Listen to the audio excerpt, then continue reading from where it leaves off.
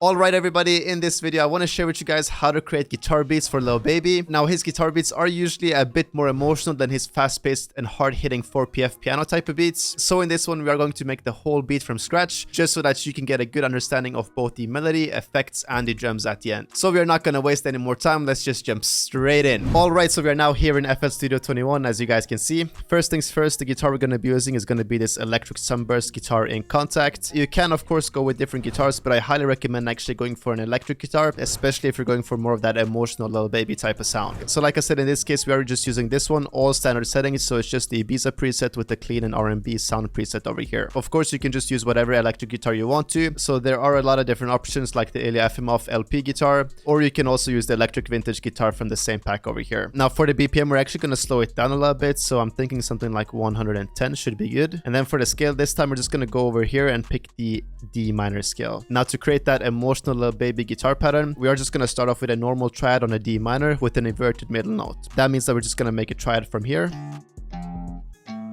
And then we're going to invert this middle note by pitching it up one octave like this. From here, we just want to strum these out. So let's just do 1, 2, 3. And then we can just strum the top one by 3 to the right as well. This way, we're going to get a pretty realistic and clean sounding first chord. Now we obviously want to build off of this a little bit and try to make it somewhat more realistic as well. So to do exactly that, we just want to shorten this first off and add some more notes over here. So the way you want to go about this is just try to use some of the same notes you're already using. So as you can see, we are already using the A5 and the F6 over here. So let us just try to copy this A over as well as this F maybe at the end over here. And then we can also just add a small little filler note in between them with this G6. So now we have some more movement with the first chord. Now what we are going to do for the second part is just copy the same exact chord over, but we actually want to do a few changes over here. Alright, so the few changes we can do is first to just extend this out so it sounds a little bit smoother, and then we can also try to kind of switch up the chord a little bit at the end. So instead of having this A5 play over again, we can maybe try to pitch it down to this F instead. Again, we are using the same notes that we are already using from the chord, so this F is actually the same F as this one, it's just pitched down one octave as you can see. But like I said, we want to change it up a little bit more at the end, so let's just try to pitch this one up to the A instead.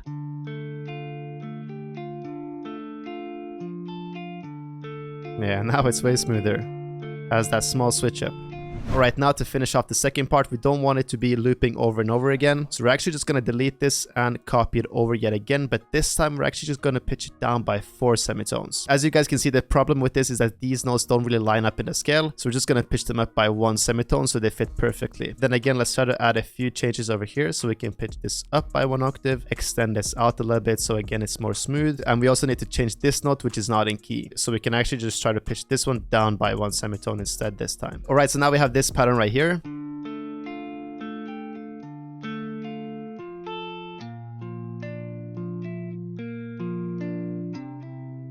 Yeah, let's just copy that over.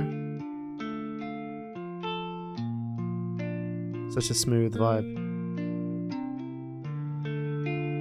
Just quickly add a little bit of reverb to that guitar, just so we get that ambience from it.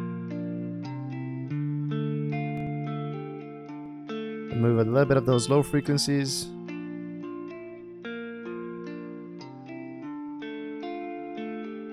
Lastly, we're just adding a little bit of air to get that color from the guitar. Alright, now that we have the main guitar pattern down, I'm going to show you guys a super cool trick that you can do to add a layer to the guitar. Alright, so the thing you want to do is just open up the mixer first of all and hit the record button on the insert where you have your guitar. Then you're just going to hit Alt and R to render it out as an audio file. So once you have your audio file, you're just going to double click it and hit reverse. Then we're just going to slice up each part in 1 bar increments like we've done right here. And then we just want to put it back into the right place. So the last one goes first and then the first one should go last over here. Now for that second insert, I'm first just going to pitch it up by 1 octave using the sound shifter, and then I'm also going to try to add a little bit more reverb than we had on the original guitar. Yeah, so you can hear it adds a super nice layer in the background.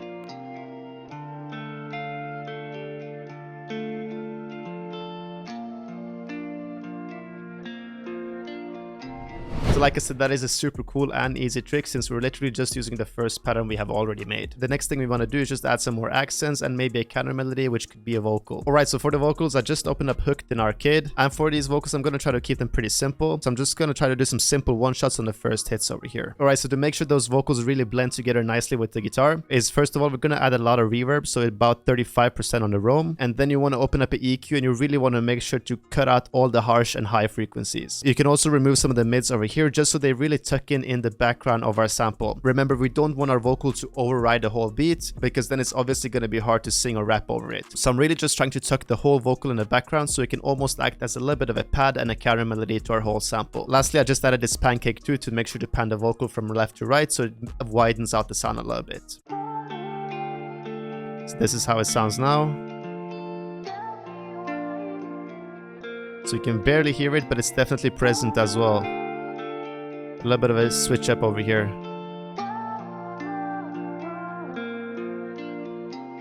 I think I'm also going to go over to the texture folder over here in my kit and just drag in a random one.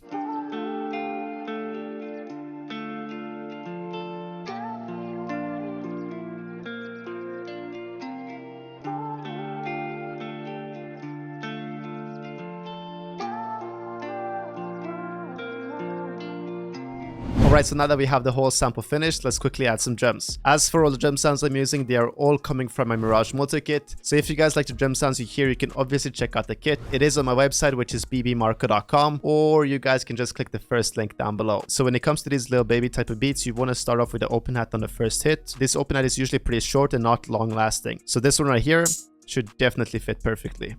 Then we're just gonna add a standard clap bounce right here.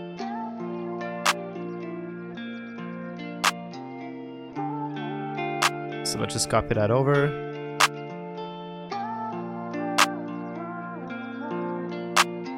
Alright, now for the hi-hats, we're going to keep them pretty simple. So let us actually just right-click the hi-hat and fill each 2 steps. Then we can maybe go in and add just a few rows here and there. You for sure don't want to overcomplicate this, just keep them simple.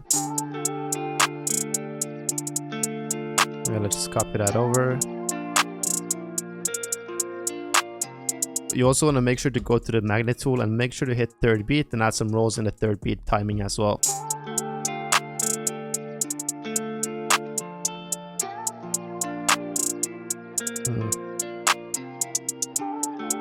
Alright, let's just copy that over.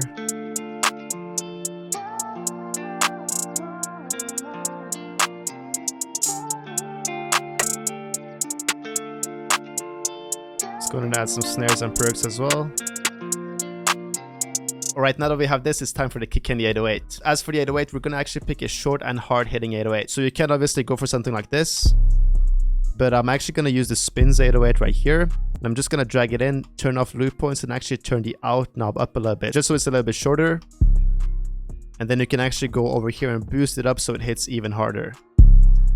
Now we're talking. Now to really get that common emotional 808 bounce, all you want to do is hit one right here. All you want to do is to make sure your first 3 hits are perfect. So you're going to put one on the start, one right before the first clap, and one right after the first clap. This way you're going to get a super hard hitting but still bouncy 808 pattern. Same thing over here. Now I didn't really like how the 808 was so low pitched, so I'm actually just going to pitch up the whole melody by 2 semitones and see how that sounds. So now we also need to pitch up our 808 by 2 semitones.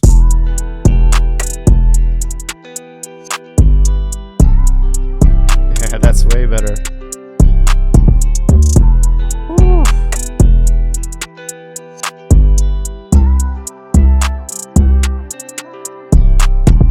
Now I'm quickly just going to raise the whole beat and then we'll take a final listen.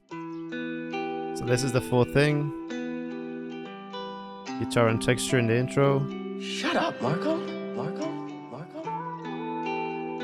Teasing the vocals in the intro right here. Then a drop comes in. Bring in the reverse guitar. As well as the rest of the drums. This is fire. A little bit of a cut before the vocals come in. Oof.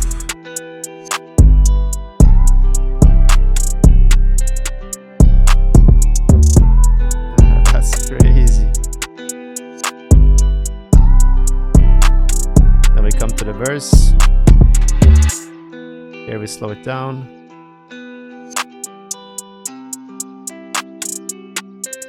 Delay the 808 a bit. Bring in the reverse elements yet again. And we have the main part of the verse. That's so fire.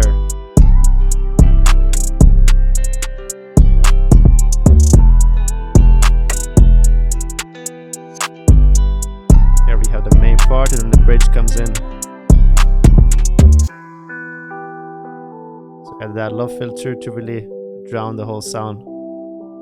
Pretty much the same as the intro though.